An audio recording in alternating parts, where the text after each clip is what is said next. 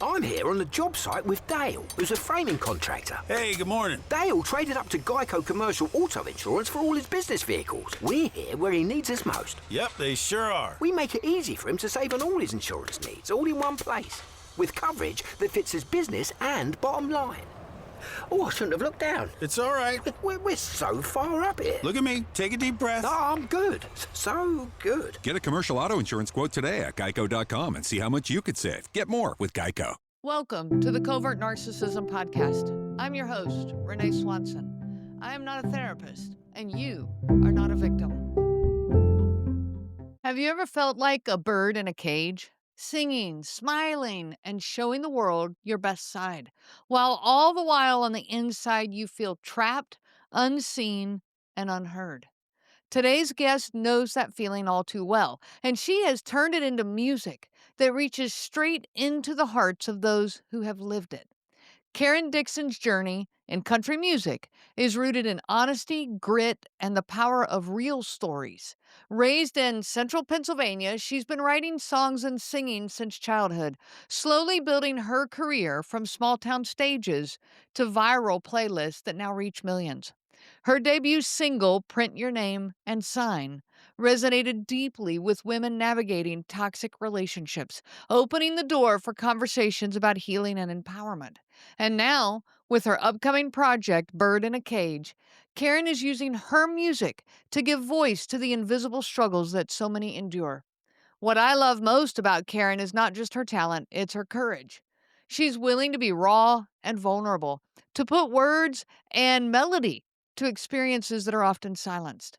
Through her music and her story, she's empowering others to remember that their voices matter and their dreams don't have to die. Welcome back to the Covert Narcissism Podcast, where we shine a light on the hidden cage of emotional abuse and celebrate the courage it takes to break free. This is part one of a two-part conversation that I had with Caryn Dixon, and I can't wait for you to hear her story. I'm your host, Renee Swanson, and today I'm so honored to have Caryn Dixon here with us. Caryn, good morning. How are you today? I'm great. Thanks for having me back on the show. It's very, very happy to have you back. It's been a while. I don't remember how long it's been, but it's been a while. It's been. I was trying to remember this morning. I think we're going on a year and a half almost. So okay, a little and bit, a lot has changed in a year and a half. A lot has changed. My journey has taken many twists and turns, and I'm much further along than I was the last time I talked to you. Good deal. Yeah, I would love to hear. I mean, that's part of what we want to talk about today is I want to hear about some of that journey. Now, you are in the music world and getting ready to release what I keep hearing is called an EP. And I'm like, okay, what is an EP? And so can you just kind of give the listeners here a little bit of information about that and what's that got to do with what we're talking about today? Yeah, this is my first EP, which is a collection of songs. An EP is different from an album. Albums usually are like 10 songs, and EP's shorter. So I have 5 songs coming out. It's my first EP, as I said, since I have embarked on this new part of my life where I'm chasing this dream. Or I can't even say I'm chasing anymore. I'm just in it. I am full force in the thick of it. This is a collection of songs called Bird in a Cage. I wrote this. It has an order to the releases of the songs and the order that the songs have been recorded, where it's a journey from my time where I left my life as it was and I moved forward, and through this path over a year and a half, have learned and grown and found a new part of myself that I didn't even know existed. So I'm really excited to have this out. It was a little scary to write it and be so honest and vulnerable. I've never been this raw in my writing, but it felt like it was a good time. So it'll be out September 26th. So right now I'm just working at, dropping some of the singles that are on it and talking about it and just letting everyone know that, hey, I'm ready. I'm ready to get out there and talk about all this and help other people, hopefully, with this. That's awesome. Yeah. And you have found a place to be vulnerable and raw after living, all the lives that so many of us have lived where we could never be vulnerable and raw. Yeah. And that, that's the premise of why I called it Bird in a Cage much of my life. And I didn't even realize this until I have moved past that life. And I'm so far out and so far removed now. When I look back, I was in a cage. I didn't even realize it, Bird in a cage, the reason I titled that is because I lived my life like many others, especially on this podcast and people listening to it. I lived a life in a cage, and from the outside, people looked in and everything looked nice. Like I was on display. I I made sure I was kind of in a way on my best behavior and just not causing waves and ripples. But on the inside, I mean, I was trapped in a life that it was not a life I had planned for, not a life I wanted entirely. I mean, I always wanted children and I have two amazing kids. And so I can't, like, some of it, I can't Right. look at it in a negative light because there's so many happy moments with my children throughout those 15 years. But really, like, the, I talk a lot about my relationship, but I was in a cage in many aspects of my life. I attached myself to people that just were not people that were a positive influence in my life. So I talk about my relationship, but and really the entire album and our EP is about me finding myself, me realizing what I was doing, why I was attracted to certain type of people, and what I did kind of to get out of that and move forward and make new friends and make a new life and make a new path for myself. So that's pretty much why I called a bird in a cage. So Yeah. So the songs take you through that progression. yes.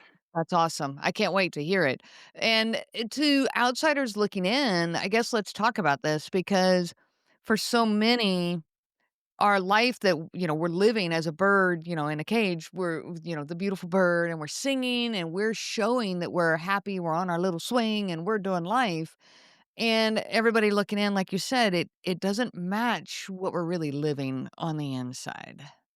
It doesn't, and I think one of the most common piece that I keep encountering over and over again, as I start talking more about this, and as people are listening to these songs, and they're really listening, and they're listening to the lyrics, the most common reaction is people are just like, "Oh, I had no idea. Everything seemed so normal. You seemed so happy. Everything you seemed like the perfect couple. You seemed." It's and I've heard stories, especially, like, listening to people on your podcast, I've heard this before that people had no idea, and I'm like, "Well, I hear yeah." it over and over and over, and in the Facebook group and with my clients. Yes, this is a common theme.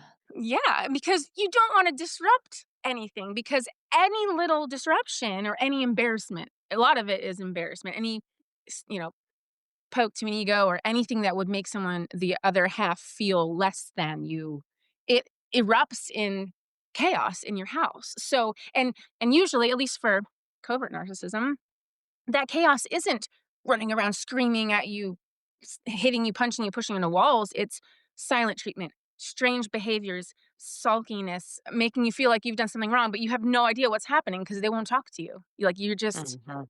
you're in a prison that no one really can see. And I hate saying this sometimes because I know that physical abuse is wildly serious, and every type of abuse, in my opinion, is horrible, and there's no way Mhm. around saying one type of abuse is worse than the other.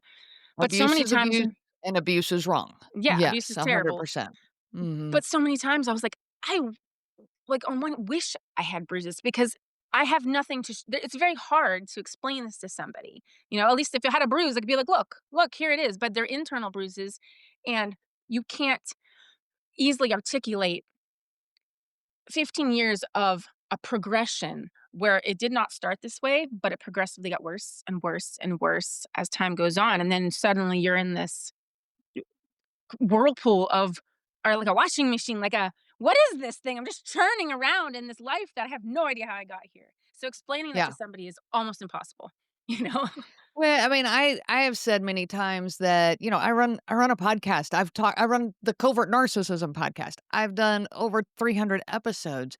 And still, if somebody walks up to me and says, "So what is covert narcissism?" You still have that moment that you go, "Uh," like, you still have that, "Okay, how do I explain this? How much do they know and how much, would they understand or will they not understand?" Because it's not clear cut. It's not in your face, physically present. It is so subtle and insidious. Yeah. And I remember the first time I came on your show, we started recording and you asked me a question. I literally went blank. I was just like, oh, I didn't practice even how to start talking about my life. Like, I remember Mhm. specifically that moment, just like my mind went whoop.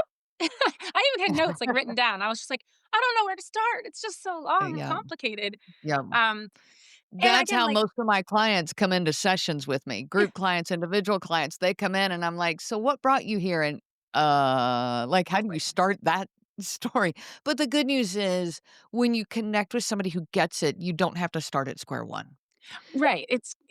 You have at because least people some get it. common Yeah. ground to like go with. And my mission with talking about this, not here to bash my ex. I'm not here to bash my there's other people in my life that were friends that I have decided to move on from that honestly were just as toxic and maybe even more now that I'm really looking back on my life and what I was doing and who I was involved with. I was definitely really focused on fixing people. I don't know why. I my one of my ex bandmates, I remember it was like I don't know, probably 13 years ago, 12 years ago, something like that. We were sitting in a conference one day and he looked at me, he's like, "Well, one day you're going to outgrow me and you're not going to want anything to do with me." And I remember thinking, it's like, "No, I will be here. I will prove myself. I will help you." Like I had this and this was my mentality with every single friend that I had and partner because I have dated a lot in between leaving and my divorce was very long. It was a 6-year long process. I just Mm. got divorced like 4 months ago. Like after Wow. I filed in 2020. So like and then Wow. separated before that. So the entire process, everything is like all these people that I kept hooking on to were people that either I chased for some reason. I was determined to make them like me. I was determined to fix them. It was a pattern. So I had to take a complete break from I did not date anyone for or I shouldn't say that. I did date. I casually dated, but I used those dates as teaching moments where I practiced breaking up with people. It sounds terrible, but if something wasn't right, I was like, I will break up with this person right away. And I did it. I did it Yeah. 3 or 4 times. And I So taught myself. you practice listening to your instincts. Yeah, I practiced that over and over again until I got the hang of Cool. identifying things early and earlier. Um, because as you've talked about this many times, like those masks don't come off immediately. It takes a while. And I Mhm. was finding that like month 3 and 4, when I would date somebody, it would start to slip. And as soon as it Mhm. slipped, I was out of there. It took me the first one was 9 months that I and I was So it and took a that little longer. but I got better and better at and now I'm in a really, really healthy relationship. Um, Good. I didn't even know. When you think about businesses that are selling through the roof, like aloe or skins, sure, you think about a great product, a cool brand, and brilliant marketing. But an often overlooked secret is actually the businesses behind the business, making selling and for shoppers, buying simple. For millions of businesses, that business is Shopify. Nobody does selling better than Shopify. With Shop Pay, that boosts conversions up to 50%, meaning way less carts are going abandoned and way more sales happening. So if you're into growing your business, your commerce platform better be ready to sell whatever your customers are scrolling or strolling on the web, in your store, in their feed, and everywhere in between. Businesses that sell more sell on Shopify. Upgrade your business and get the same checkout Skins uses. Sign up for your $1 per month trial period at shopify.com/Westwood1, all lowercase. Go to shopify.com/Westwood1 to upgrade your selling today. Shopify.com/Westwood1. This episode is brought to you by Progressive Insurance. You chose to hit play on this podcast today. Smart choice. Progressive loves to help people make smart choices. That's why they offer a tool called Auto Quote Explorer that allows you to compare your Progressive car insurance quote with rates from other companies. So you save time on the research and can enjoy savings when you choose the best rate for you. Give it a try after this episode at progressive.com. Progressive Casualty Insurance Company and Affiliates. Not available in all states or situations. Prices vary based on how you buy. These relationships existed, to be honest. So my They mission, do. yeah. They do, and I'm very, very happy that you have that. Very happy. So let's go back to this bird in a Mhm. cage. We hide the chaos from the world around us that we're living, okay? We don't show it, and you kinda touched on this, some of that being because we get this backlash if we let any of it show or if we talk about it to any of our friends and family. But I also ran into I I wanted this to look like the perfect marriage or at least a healthy, good relationship because I wanted my friends and family, I didn't want them to think badly of him. Like, he has his moments, yes, don't we all? And of course, that's another reason we hide it is because we truly believe everybody has their moments, and that includes this kind of behavior. But I painted that perfect image for my friends and family because that's what I wanted them to see. Yeah. I mean, yeah, I think that's part of, when you get married, anyway, you make this commitment. And for me, that marriage and that commitment I took very seriously. My vows, I honestly never, I mean, one of my biggest mistakes, I think, is I told him and myself, I will never get divorced. It doesn't matter what you do or what happens. I regret saying that. I was gonna say that's a green light to You hear. know, You're gonna looking back, I thought I was being committed and being a good wife, and so yeah, hiding those things I thought was my duty as a wife to always Mhm. hold him in the best light. Um, and my I'm not trying to. I don't want to bash him. I still have to parent, to a degree. We parallel parent. Mhm. You know, it's a different type of parenting and it's a little tricky here and there, but, like, I don't have a desire to go out there and just go crazy. I do believe there is good in these people, and I think that it's sad. I do know some of the experiences and the upbringing that probably contributed to a lot of this behavior, Mhm. but that's not my burden to fix, and I can't, that's on the person themselves to realize and recognize and do work. Um so, I didn't know that I didn't understand that then, so I did exactly what you said and it's just kinda hit it, tried to deal with it on my own, waited for those. I always described it as kinda waves, like, there would be this wave of this high and everything's fine, and then it would crash down, and then I would wait, and there would be, like, this weird silent period or weird and then it would come The back up. weird okay place. It's a weird okay Yeah. place. It's like Yeah. you're like, "Okay." I I remember there was a period of time where I just was like, "This is just how I'm gonna live. This is just how it is. It's not terrible right now, I suppose. It's not awesome. I don't really like being in this life, but it just is what it is." I remember just Mhm. thinking of because I was in that place that it wasn't terrible, but it wasn't bad. And I was like, I guess this is just my life." And that's also a similar time where I just accepted that going to Nashville and being a songwriter was, not ever gonna happen, and I'd have to settle for just being a cover singer on occasional gigs locally. Like, I gave up. I really just gave up on everything at that point. Um, so that's That's a common theme amongst people as well, because when you're drowning in this relationship, you don't have the freedom to be you, the freedom to be spontaneous, the freedom to be vulnerable, the freedom to voice your thoughts and feelings. Like, when all of that is gone, then everything else in your life suffers too. yeah, It's not like you can live that way and thrive in everything else. No, there is no thriving in everything else when no. you've got that going on because it consumes you. Yeah, I was I get really angry when I think of that because so much time was wasted. Not it wasn't wasted, but I was not able to give my best motherly self to my children. I was exhausted. I was crying every day, every night. I mean, we were existing in the same house for a long time, um, because I had no choice. I mean, COVID, like COVID ruined. COVID was an impact for a lot of people. Yeah, Yeah. like I had plans and I had saved and I had been working really hard to get out. Um, and then COVID happened and I couldn't support myself. The gigging world was completely wiped away. Um, Serving, like all Mhm. the things I had done to make side money was just gone. So, um, just existing in this house for that long and it's such night and day difference. The kids see me now, I am silly, I'm laughing, I'm giggling, and I never could do that because I was hiding, like, most of the time in my room, just Yeah. trying to escape triggers, like the triggers were horrible. And, something that I think that, is really uh, common. I think from what I hear is I've been there. I question like, why am I the narcissist?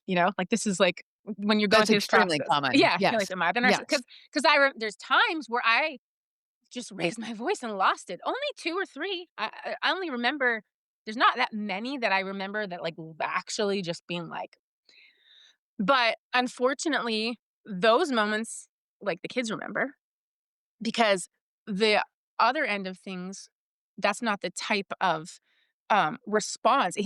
His response was always very calm, very quiet. So I'm the crazy one because 'cause I'm getting upset and crying, that's really hard to Mhm. describe to people, and when I think about, those like, those responses from you getting what is the name for this? There's, like, a name for that kind of reaction. It's, When it's reactive abuse. It's reactive what they abuse, call yeah. reactive abuse, yeah, and I call it kind of the dog whistle syndrome. Mhm. They're sitting there with a dog whistle, blowing a dog whistle, and nobody hears it Yeah. except you, and you're the one then going crazy. So, like a dog whistle, somebody blowing a dog whistle, nobody notices the person with the whistle, they only notice that the dog's going crazy. Yeah. Why is that? What's wrong with that dog?